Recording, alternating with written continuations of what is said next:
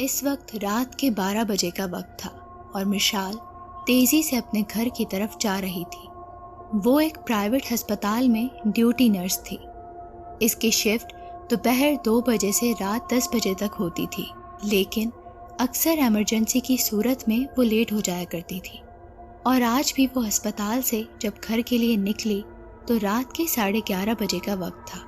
اس نے رکشہ روکنے کی کوشش کی، لیکن اس وقت جانے کے لیے کوئی رکشے والا راضی نہ ہوا، تو مجبوراً اس کو گھر سے کافی دور اترنا پڑا۔ وہ جب رکشے سے اتری تو پورا علاقہ سائیں سائیں کر رہا تھا۔ اس نے جلدی سے رکشے والے کو پیسے دیے اور گھر کی طرف تیز تیز چلنا شروع کر دیا۔ اس کو ابھی بھی تقریباً 1 کلومیٹر چلنا تھا۔ وہ سر جھکائے تیزی سے روڈ کی ایک سائڈ چل رہی تھی اور اسی وقت اس کو ایسا لگا جیسے کوئی اس کا پیچھا کر رہا ہے۔ وہ مڑ کر دیکھنا نہیں چاہتی تھی، اس لیے چپ چاپ چلتی رہی۔ ابھی اس کا گھر بہت دور تھا اور اس کو ایک سنسان پارک بھی کراس کرنا تھا۔ یہ ایک زیر تعمیر پارک تھا جو اس کے گھر کے راستے میں تھا۔ اس کی دیواریں اتنی نیچے تھیں کہ کوئی بھی اس پارک میں بآسانی داخل ہو سکتا تھا۔ وہ پارک کے ساتھ چل رہی تھی۔ خوف اور اندھیرے کی وجہ سے وہ اس درخت کو نہ دیکھ سکی جس کی گھنی شاخیں کافی نیچے تھیں، اور اسی لمحے اس کا سر درخت کی شاخ سے ٹکرایا تو وہ چکرا کر گری اور بے ہوش ہو گئی۔ نہ جانے کتنی دیر تک بے ہوش رہی، لیکن جب اس کو ہوش آیا تو اس نے خود کو ایک کمرے میں بند پایا۔ وہ اٹھ کر بیٹھ گئی اور اپنے سر کو دبانے لگی۔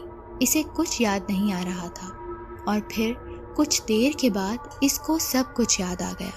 اس کا دماغ ابھی تک چکرا رہا تھا اور اس کو سر پر کافی دکھن محسوس ہو رہی تھی۔ وہ اٹھی اور دروازے کی طرف آئی اور زور زور سے دروازہ بجانے لگی۔ اس نے دیکھا کہ باہر ابھی تک اندھیرا تھا۔ اس نے ادھر ادھر دیکھا تو ایک کونے میں اس کو اپنا بیگ نظر آیا۔ اس نے جلدی سے بیگ کھولا تو اس میں سامان پورا محسوس ہوا، اور اس نے موبائل نکالا تو اسے حیرت کا جھٹکا لگا، کیونکہ یہ رات کے 4 بجے کا وقت تھا، یعنی ابھی صبح ہونے میں 3 گھنٹے باقی تھے۔ وہ مسلسل دروازہ بجا رہی تھی، لیکن کسی طرف سے کوئی جواب نہ ملا تو وہ مایوس ہو گئی۔ وہ سوچ رہی تھی کہ کون اسے یہاں لے کر آیا اور وہ اس سے کیا چاہتا ہے۔ اس نے کمرے کا جائزہ لیا تو اس پر دونوں طرف چھوٹے چھوٹے روشن دان تھے جن سے باہر نکلنا ناممکن تھا، لیکن وہ دونوں روشن دان زیادہ بلندی پر نہ تھے۔ اس نے کمرے میں ادھر ادھر دیکھا تو ایک چھوٹی میز نظر آئی۔ اس نے میز پر چڑھ کر روشن دان میں جھانکا۔ یہ گھر کے باہر کا حصہ تھا، ایک سنسان روڈ جو دور دور تک ویران تھا۔ وہ نیچے اتری اور پھر دوسرے روشن دان میں جھانکا تو اس کی چیخ نکل گئی۔ کمرے میں جا بجا خون تھا اور کچھ کٹے ہوئے انسانی سر جن سے خون بہہ رہا تھا۔ لگتا تھا جیسے ان کو تازہ تازہ ذبح کیا گیا ہو۔ کمرے میں کوئی نہ تھا، اور پھر اچانک کمرے کا دروازہ کھلا اور ایک دیوقامت انسان کمرے میں داخل ہوا۔ اس کے ہاتھ میں بڑی سی کلہاڑی تھی۔ وہ زور سے دھاڑا اور مشال کو بالوں سے پکڑ لیا اور بولا، تیرے 100 ٹکڑے کروں گا۔ اس نے کلہاڑی والا ہاتھ اوپر اٹھایا تو مشال نے ہمت کر کے اسے ایک زوردار لات ماری تو وہ پیچھے کی طرف جھٹکا کھا کر گرا۔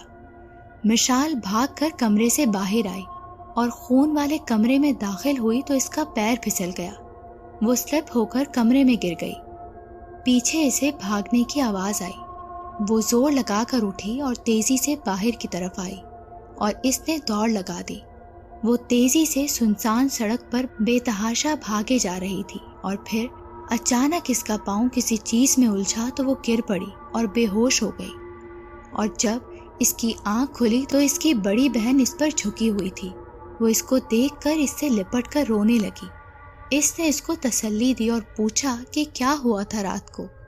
مشال نے سارا واقعہ بیان کر دیا۔ اس کی بہن یہ سن کر حیران رہ گئی۔ اس نے بتایا کہ اس کو تو اس کے اسٹاف کے لوگ گھر چھوڑنے آئے تھے، جن کے مطابق تم ڈیوٹی کے دوران اچانک گر کر بے ہوش ہو گئی تھی۔ مشال نے جب یہ سنا تو اس کا منہ کھلے کا کھلا رہ گیا۔ یہ سب کچھ اس کے لیے ناقابل یقین تھا۔ وہ بھیانک خوفناک شخص، وہ کٹے ہوئے انسانی سر، اس کو چکر آنے لگے تو اس نے سر کو جھٹک دیا۔ مشال نے بہت چاہا کہ وہ اس واقعے کو بھول جائے، لیکن کوشش کر کے بھی وہ اس کو فراموش نہ کر سکی۔